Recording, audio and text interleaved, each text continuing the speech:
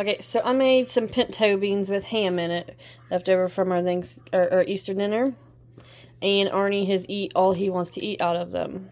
So he said can them, because they were delicious.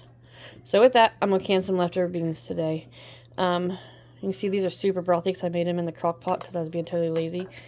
And I was going to do them in pint jars because it's more of a serving size. And him and Eva are the only two in the house that eat the beans. So with that, I'm just going to fill this here jar up. Try not to do as much broth, but you know, it's a lot of broth.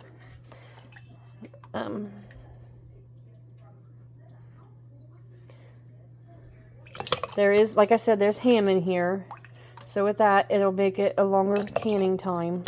I figure a pint is 75 minutes because a quart is 90. So maybe get him done. Anyhow, I'm going to fill it up to about 1 inch of headspace. That's how much space is left at the top of the jar for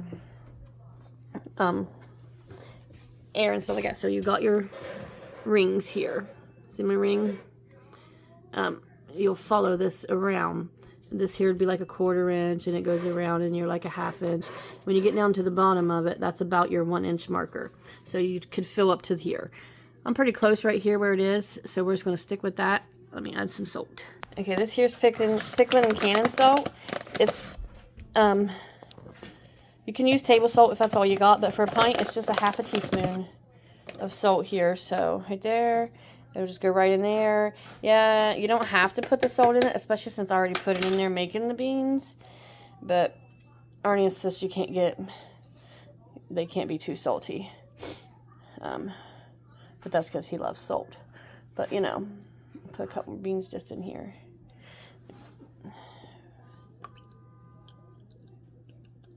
Anyhow, I had the funnel in here. This does keep mess at bay there. These are cold, so I'm doing a cold bean to a cold jar to a cold canner. This is my Presure canner here. It's a Presto. You have a rack in the bottom. Always have to keep a rack. If you don't, it'll mess your jars up, clank them, and bust them and stuff with the pressure from the direct heat. But about 2 inches of water, so I always fill it up to about my middle knuckle when I put it in there. It's hard to see at this angle, but middle knuckle is good there. So let's get the bands and stuff on this. Okay, got the jar full up to I said about the inch. So now you got to wipe the top. If you do not wipe the top, you will not get a good seal. The debris and food and stuff in it will prevent it from having the seal that you need. So you can dampen a cloth, a paper towel, whatever, but you have to make sure that it is super duper clean. So wipe it around and around and around. That's one of the most important things you can do. And then I have a regular size flat here. And then, because this is a regular size jar, so I'm going to put my flat on, put my band on, finger tight just right. So that's on there, and then it will go directly into the canner here. So with that, it's in here. I'm going to finish filling the rest of them up, and then we'll get it canning. Okay, so let's talk about this right fast here, because you noticed probably that I am using reusing flats. So with that, that's my flat. Yes, this has been used. It was in zucchini bread. No big deal. But anyhow, I reuse them because they're definitely in more than one. But if the rubber seal around the edge is super good and it's not all dented up and scratched, it's still perfectly round, it is perfectly safe to reuse. I've never had issues with that before. So I just want to touch base with you in case y'all wonder. Now, your kitchen, your rules, do what makes you comfortable. If you're not comfortable with reusing, then don't. But, like, you know, if this don't seal, I'll just put it in the fridge and I'll make him eat it in his lunch this week. So it's not a big deal. But yeah, so anyhow, there that is. And they should all seal. If they don't, like I said, I'll feed it to him. Okay, I got 4 pints in here. So with that, it's time to put the lid on. So you can see here is an arrow. It points right here to this, and then there's an arrow on my lid here. Can you see it right there? The arrows line up, and that is how you put the canner lid on. So the two, let me see if you can't see it. Oops. So lined up here together. That's how you put it on, and then you literally just take it like this, and it locks. Now it is completely locked, not going to open. It's got all these safety things in it, so yeah, it's locked. Now with that, turn the heat on, and it'll start heating up. This here will pop up, this here will start like jiggling a little bit, and it'll expel some steam and stuff like that. But when this stands up back here, like so, see it there? When it stands up, that's when you start your vent in here, and then I'll put my jiggler on it. So with that, I'm just going to hurry up and wait for the heat up now. So it'll be a while, but meantime, that's all it is. That's the getting started for the cannon.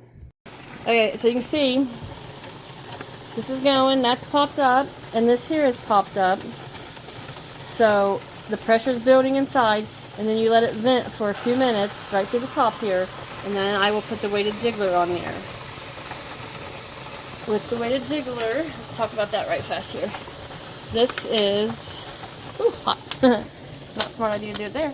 Now, this is considered 5 pounds right here. And then you've got this ring. I put it on it, and that's an additional 5 pounds. That makes this at 10 pounds of pressure. Clearly, it doesn't weigh an actual 10 pounds, but this puts on here, and then it's considered 10 pounds of pressure. Now, if you have a digital one, not digital, a gauge one, then you need to get it tested like once a year. Your extension offices and stuff do that to make sure it's accurate. But with a weighted one, you don't have to worry about testing it because you don't worry about it being knocked off because it's a weighted thing. So anyhow, this is what this is now, and then as soon as this starts its wiggling and stuff like that, then that's when the timer starts. So we do not start it until then. Hear it rocking? See it rocking? Now this is what you're going to listen after 75 minutes. So set my timer here for 75. And now that's it. Now I just wait till it's done. And they don't need to rock more than that. So you can fluctuate the temperatures with the burner, because you don't need it to go crazy. Just a steady rock like this is perfect. And then when it's done, we gotta let the pressure drop and we'll take it out, but we'll do that when it gets here. Okay, the time is up. So I'm just gonna pop this right off the heat here. And that just helps it to cool faster. So we're just going to move it over to the other side of the stove because it's not hot. And then this will stop jiggling. And then once the pressure drops back down on the pan, that'll drop down. And this here little rubber thingy will drop back down. And then we can open the pan back up. Let's see how fast it comes down by just removing it from the heat. So it's usually 20-25 minutes or so before it's ready to go. So we'll see. Okay, so this here's dropped. You can see it's done. This here went back down. So just remove the gauge or the weighted jiggler off.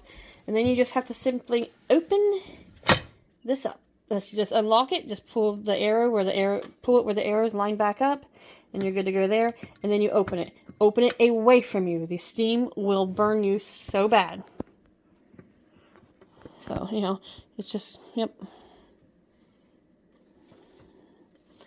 They always struggle to open it for me, but, you know, just twist it around. Hold on.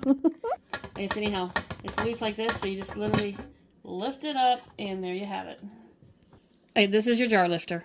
This here has rubber ends on it. It's shaped round. Up here is your handle. These will spin. They can be slick. These are not to lift your jar. This is to hang on to. This is your jar lifter. So reach into your canner. Wrap this on it, lift it up, and that is a can of jar baked beans over here on this towel. Anyhow, lift them out of here. You don't have to sit them on a towel, but these are super duper hot, and so the towel helps absorb the shock. Like if you set something like a hot glass on a wet surface, then you know it'll shatter. So the towel just kind of helps absorb the shock.